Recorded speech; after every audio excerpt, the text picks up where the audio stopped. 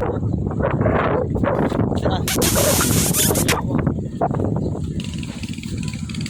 o. Dito na kayo sa Manila.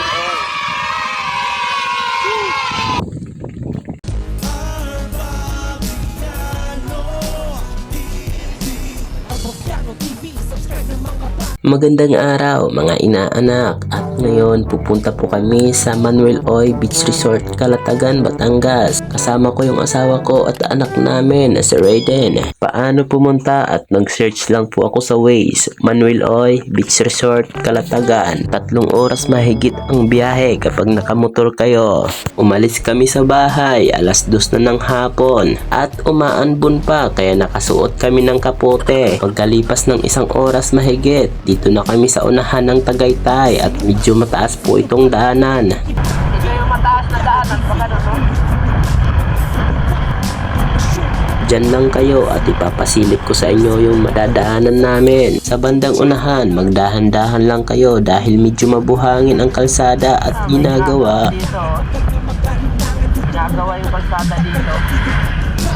At bandang unahan naman, sisilawin ka ng araw kaya kailangan dual visor ang helmet mo. Kung hindi naman ay magdala ka ng sunglass, mas maganda. Protect sa mata mo. Fast forward, medyo malapit na kami sa Santo Domingo. Maraming pa-curve dito na daanan kaya kailangan nyo magdahan-dahan. Maraming daanan dito. Daan lang kayo dito. Grabe yung pa-curve dito. Puro pa-curve yung mga daan dito. Kaya daan-daan lang talaga dito. May mga alis pang tumatawid, no? Oh.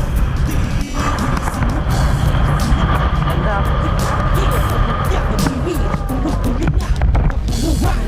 Wow, ganda. Puro baka na dito. Yun, no? Dito na po kami sa Municipality of Calatagan. Ayan. Pagkalipas na 4 na oras na biyahe, nakarating din kami dito sa Calatagan. Kaya po umabot na 4 na oras na biyahe dahil pahinto-hinto kami. Sumasakit ang puwet namin.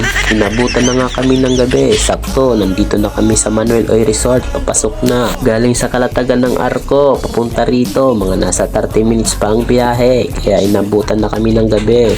At pagpasok namin dito, meron security guard at sabi, dito daw kami magbabayad. Overnight, 350 per head. At pagtatayuan nyo ng tent, nasa 250. At kung wala naman kayo tent, pwede kayo mag-arkila, nasa 500. Ang bata naman, 7 years old pababa, libre lang. Kaya nagustuhan namin dito dahil may mga gwardya nag-iikot 24 hours. Kagaya ng iba, walang gwardya na nag-iikot, hahayaan lang kayo. Bukod dito, mas maliwanag dahil may mga street light. Safe kayo dito at pagdating naman sa pagligo hanggang alas 12 lang ng gabi. Lahat pwede nyo gawin dito kahit mag-video okay kayo. Welcome to my hotel. Then, kain na po kami at yung ulam namin ay chicken.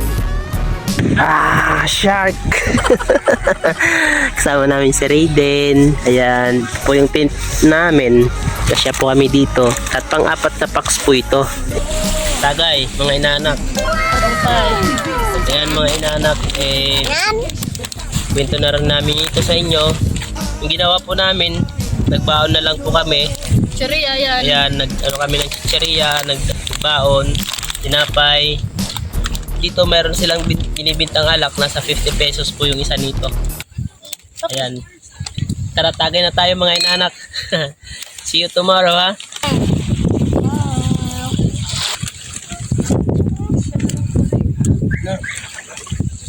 Day 2. Mga inaanak, magsasaing tayo.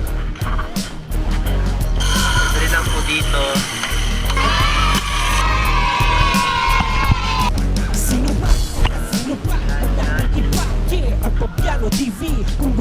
At ito yung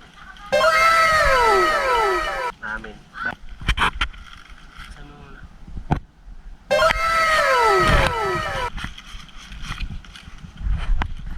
Kainan na. A few moments later.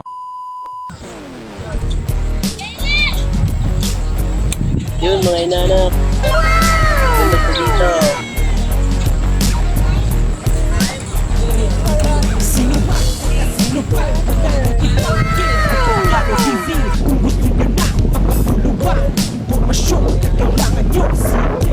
Bumisita lang kayo sa aking YouTube channel Arbapiano TV. Kung kailangan nyo ng tips, kailangan wag ka na mag-alinlangan. Dito mo lang makikita kaya tiyo. Kaya palabo na maumay, sulit ang oras na iyong paglalaanan. Para sa mga pagbuka ko sila ng puso ang kailangan. Ako si Mark Babiano, talaga yung makabulban. Ang naghihintay sa'yo tungkol sa kapwa makakaasa. Kung mahirap pero pag-asa, para sa'yo rin kayo makikisa. Ay. Kayo makikisa. Kami ngayon sa Manuel Oy Beach Resort. Ayan, may bangka po dito. Nandito si Rede, kasama ko at si Mama. Mama! Hi!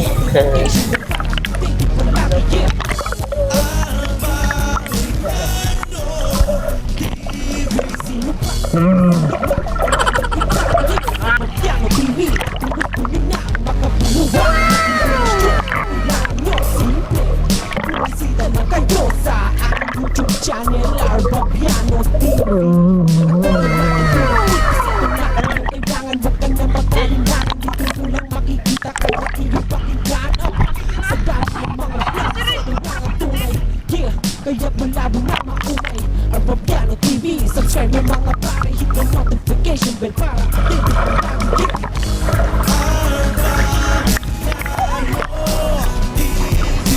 Arbapiano TV, subscribe mo mga pare. Hit the notification bell para updated pa lagi. Yeah.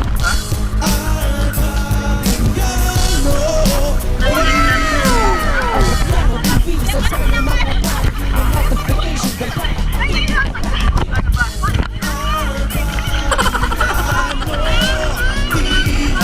Arbapiano TV, subscribe mo mga pare. Hit the notification bell para updated pa lagi. Yeah.